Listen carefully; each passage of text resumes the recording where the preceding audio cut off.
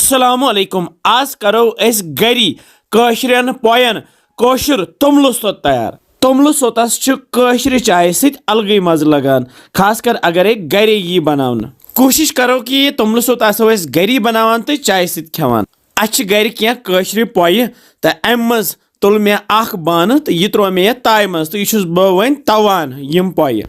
अस गसो यम पोय तवान यूत काल यम वजज वजज त्रोश त्रोश गसन तो युथुय अस बासे कि यम गई त्रोश त्रोश तो अस करो गैस बंद तो यम तच पोय त्रो अस यत मिक्सी जारस मज पे थोस ढकन तो मिक्सर ग्राइंडर इस्तेमाल करित बनाओ अस वन यत सोत मतलब पाउडर बनाओ। वो ये किस मेहन पाउडर बने बह त्रो बे ताय मज वापस तो यत कह चीज रलाव बह रलाव यत लकट थन चट अख बे त्रवस गेव प्यूंत गेव तो थन अस रलावन यत तथसी पत यह पनवन रलावन तो गेव तो थन रलावन सत अलग मज लगान। अस दिमो यह दब दब तथ यह गेव तो थन यत पूर पे रल अमे पत वालोहन यह बोन तो मे निमुत यह शीशू जार तो अत मे लिखमुत कशर तोमलु सोत तो अथ शीशू जारस मजी फिरहन अस यह अजुक तोमलु सोत थवन अथ मजी जमा।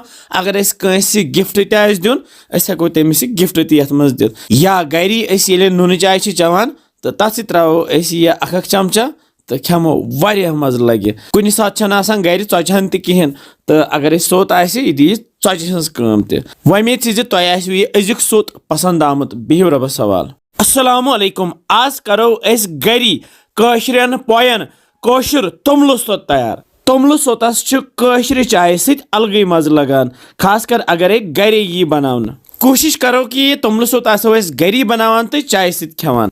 अच गर क्या कशर पोय तो अम मज तुल मे अख बान तो यह त्रो मे ताय मज तो यह बह वन तवान यम पोय।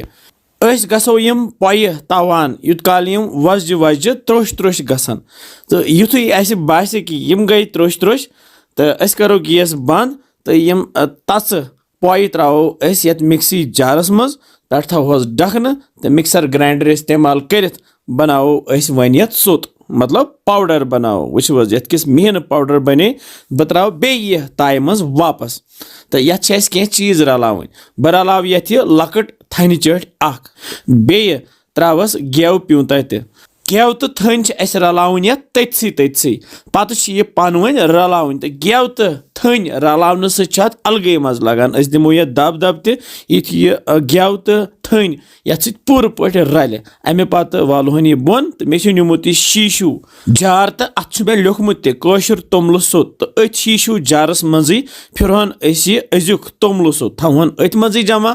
अगर अस कंस गिफ्ट तस दिन अस हेको तमिस गिफ्ट तथ मज दित या गरी अस ये नून चाय चवान तो तथ त्रो अस यह अख चमचा तो खेमो वारिया मज लगे। कुछ सात गर चौचहन तहन तो अगर सोत यह दी चौचि हज कम तमेद तुम यह अजुक सोत पसंद आमुत। बिहु रबस सवाल।